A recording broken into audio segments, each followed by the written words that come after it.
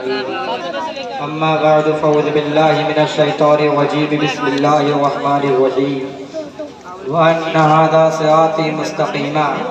صدق الله مولانا العظيم وصدق رسوله النبي المكين وأمين الكريم ونحن على ذلك لمن الشاهدين والشاكرين والحمد لله رب العالمين ہزار بار بشویم دہن سے مشکو گلاب ہنوز نامے تو گفتن کمال پیدبیز فدائے حامل قرآن بولے غلام موتی ایمان بولے انکا رستکی کا دان بولے مطلع تابان بولے وَحَسَنُ مِنْ قَلَمْ تَرَقَتُ وَإِنِ الْأَجْمَلُ مِنْ قَلَمْ تَلِدِ النِّسَاءُ خُلِقْتَ مُبَلَّعًا مِنْ كُلِّ عِيبٍ كَأَنَّكَ قَدْ خُلِقْتَ كَمَا تَشَاءُ ہزار بار بشویم دہن ز مشکو گلاب ہنوز نام تو گفتن کمال بیت بیس بادیم نغرے غوث اعظم میزن دمز شیخ احمد رضا خان قطب عالم میزن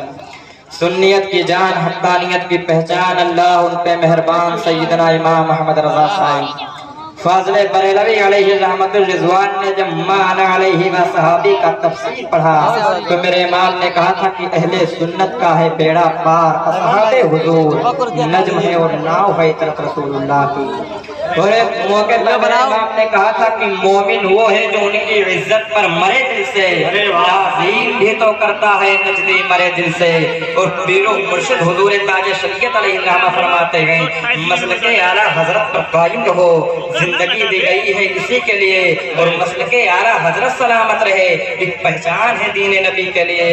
اور استاد العلماء علامہ مقیم مشاہدی صاحب نے کہا تھا دور پرفتن میں ضرورت ہے آج بھی امام احمد رضا جیسا کوئی قلندر نکل پڑے اور شہر رسول پاک میں ہو جاؤں میں مقیم ایک آش میرا ایسا مقدر نکل پڑے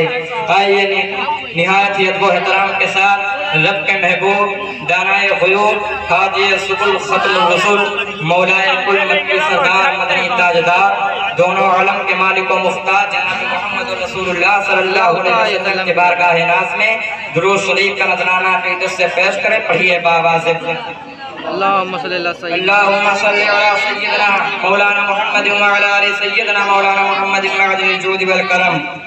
وآلہ الکرام وابنہ الکریم وبارک وسلم صلاة و سلاما علیکہ یا رسول اللہ صلی اللہ تعالی علیہ وسلم یہ بڑا پرفتن دور چل رہا ہے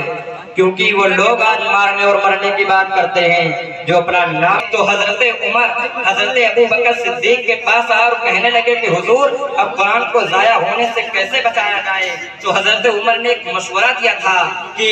جہاں پر حضور صلی اللہ علیہ وسلم نے قرآن پاک کو لکھوایا ہے وہ سب اکٹھا کر لیا جائے اور اسے کہیں پر لکھوا دیا جائے تو حضرت ابو بکر صدیق نے کہا تھا یہ کام تو حضور کے زمانے میں نہیں ہوا تھا حضرت عمر نے کہا تھا حضور کے زمانے میں نہیں ہوتا لیکن کام تو اچھا ہے بلا مثال اس ناپاک جماعت کو لے لیجئے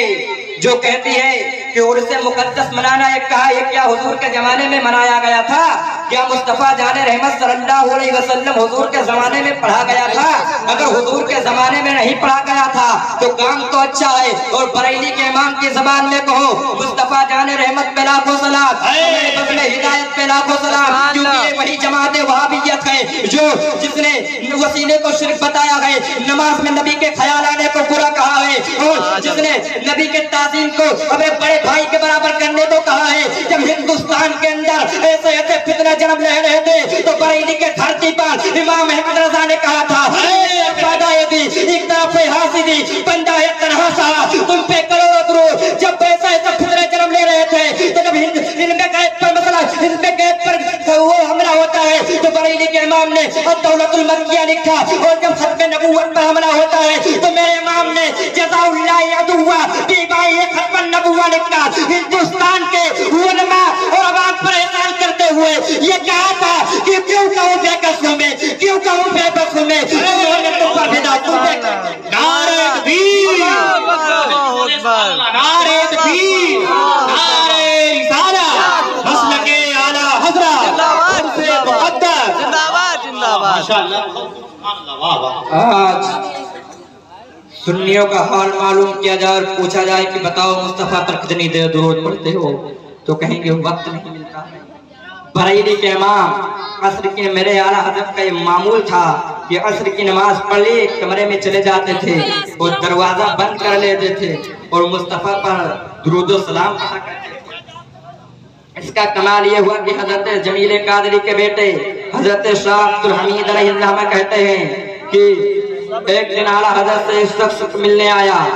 کون؟ جمیل قادری، وہی جمیل قادری جو اعلیٰ حضرت کے بارگاہ کے فیض یافتہ ہیں، جو اعلیٰ حضرت کے مرید خاص ہیں، اور جنہوں نے اپنے شعر میں کہا تھا میں وصولی ہوں جمیل قادری مرنے کے بعد میرا لاشا بھی پڑھے گا صلاۃ و سلام۔ حضرت عبدالحمید علیہ السلام کہتے ہیں ایک شخص ملنے آیا، میں اعلیٰ حضرت کے کمرے میں گیا، پورا کمرہ چھان مارا لیکن بریلی کا امام کہیں نظر نہیں آ رہا ہے۔ جیسے میں کمرے سے نکلنا چاہا مجھے آہٹ محسوس ہوئی، میں نے پیچھے مڑ کر دیکھا تو بریلی کا امام ایک کونے سے تشریف لا رہا ہے۔ حضرت عبدالحمید علیہ السلام نے سلام پیش کیا اور کہا حضور ایک بندہ آپ سے ملنا چاہتا ہے، اور حضور یہ بھی بتا دیجئے یہ بھی ہم ملاقات کے لیے آئے تھے، آپ کہاں تھے؟ اعلیٰ حضرت خاموش ہے۔ اب کیوں خاموش ہے؟ کیونکہ ولی وہ نہیں ہوتا جو اپنی کرامتوں کو بیان کرے، ولی وہ ہوتا ہے جو کرامتیں چھپایا کرتا ہے۔ اعلیٰ حضرت سے اصرار کیا گیا، میں عبدالحمید علیہ السلام کا ہم سنیوں پر بہت بڑا احسان ہے کہ انہوں نے